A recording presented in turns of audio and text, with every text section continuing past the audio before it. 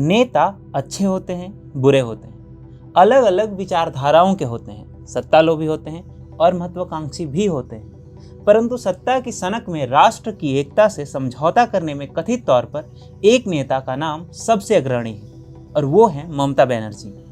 राष्ट्र के लिए सबसे खतरनाक एक लोभी और स्वार्थी नेता है, क्योंकि वो लोकतंत्र को व्यापार बनाकर शाश्वत सत्ता सुख के लिए देश की तिलांजलि देने लगता है।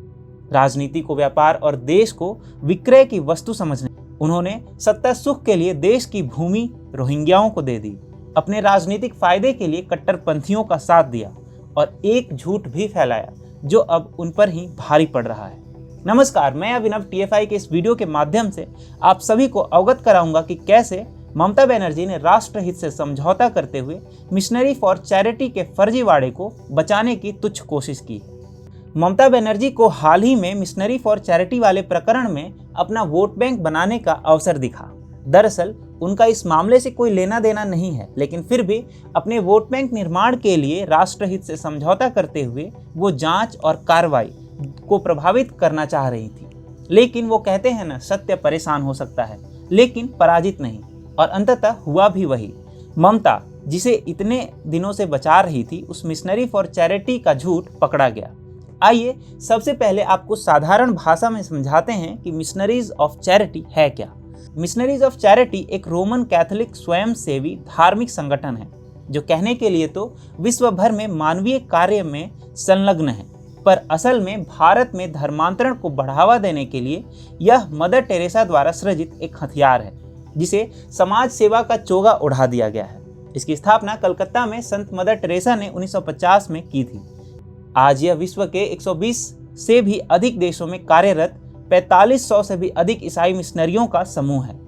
उन पर मरते हुए लोगों का जबरन धर्म परिवर्तन कर, गर्भपात समेत अन्य महिला अधिकारों का विरोध कर, विवादास्पद लोगों का समर्थन करने जैसे कई आरोप लगे हैं। 2017 में खोजी पत्रकार जियान लुगी नीजू ने बताया था कि वेटिकन के एक बैंक में मदर टेरेसा के नाम पर उनकी चैरिटी द्वारा जुटाई गई धनराशि अरबों डॉलर में थी। उन पर धोखाधड़ी का भी आरोप लगाया जाता है, क्योंकि उन्होंने गरीबों को अपनी पीड़ा सहन करने के लिए तो कहा, लेकिन वे जब स्वयं बीमार पड़ी तो उन्होंने सबसे पहले उच्च गुणवत्ता वाले महंगे अस्पताल में अपना इलाज कराया। भारी मात्रा में दुनिया भर से दान में पैसे मिलने के बावजूद उनके संस्थानों की हालत दयनीय थी। उनके धर्मांतरण के विशेष तरीके के अलावा कई चिकित्सा पत्रिकाओं में उनकी धर्मशालाओं में दी जाने वाली चिकित्सा सुरक्षा के मानकों की आलोचना की गई थी और दान का धन खर्च करने के अपारदर्शी प्रकृति के बारे में भी सवाल उठाए गए थे।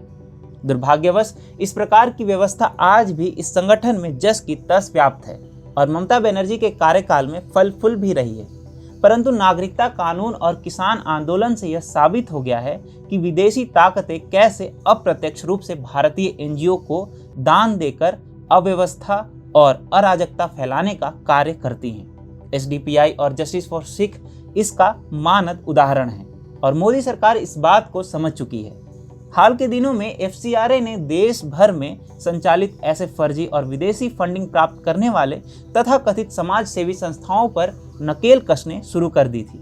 सरकार द्वारा उठाए गए इस कदम से सभी समाज सेवी संगठन सकते में हैं। राष्ट्र विरोधी गतिविधियों के लिए विदेश से चंदा लेने के मामले में अब वह अधिक सतर्कता बरत रहे हैं ताकि पकड़े न जाएं। ऐसी ही सतर्कता बरतते हुए मिशनरीज ऑफ चैरिटी ने भी सरकार से निवेदन किया कि उनके विदेशी खाते फ्रीज कर दिए जाएं, क्योंकि विदेशी फंडिंग प्राप्त करने की निर्धारित नियमों और मानकों को वे पूरा करने में असमर्थ हैं। सरकार ने उनके निवेदन पर तत्काल कार्रवाई करते हुए FCRA के माध्यम से SBI में मौजूद उनके खातों को बंद कर दिया। परंतु उनके द्वारा स्वेच्छा से किए गए इस निवेदन को ममता बनर्जी ने सरकारी तानाशाही में परिवर्तित कर वोट बैंक के लिए भ्रम फैलाया। परंतु उनके इस भ्रम की जगह संदेह फैला और इस संगठन में व्याप्त भ्रष्टाचार सतह पर आने लगा है। एक अध्ययन में पता चला है कि मिशनरीज ऑफ चैरिटी को 15 सालों में कुल 1099 करोड़ का विदेशी चंदा प्राप्त हुआ है, जिसमें विगत 5 वर्षों में 426 करोड़ और इस वित्तीय वर्ष में अब तक 75 करोड़ रुपए प्राप्त हो चुके हैं। इन दानदाताओं में 59 विदेशी नागरिक या संगठन हैं। आपको जानकर हैरानी होगी कि इस संगठन के कुल 250 बैंक खाते हैं। 76 पृष्ठ के इस FCRA रिपोर्ट का विश्लेषण करते समय आप पाएंगे कि मिशनरीज ऑफ चैरिटी को 2021 के वित्तीय वर्ष में प्राप्त 75 करोड़ के दान में से 44 करोड़ सिर्फ इनके USA शाखा से प्राप्त हुआ। दूसरे नंबर के दानदाता तो और आश्चर्यचकित करते हैं और उनका नाम कृति फाइनेंस SA है और उन्होंने 13.5 करोड़ का दान दिया है।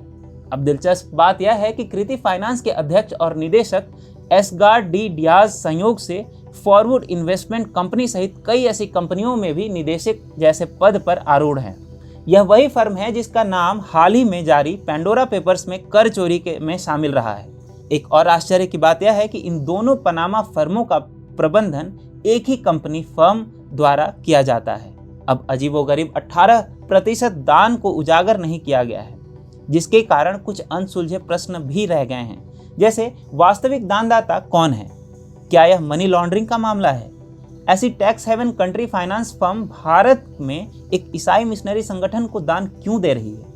मिशनरीज ऑफ चैरिटी का बचाव करने वाली एक लॉबी पहले से ही गुजरात में धर्मांतरण प्राथमिकी और रांची में तस्करी के मामले का सामना कर रही है।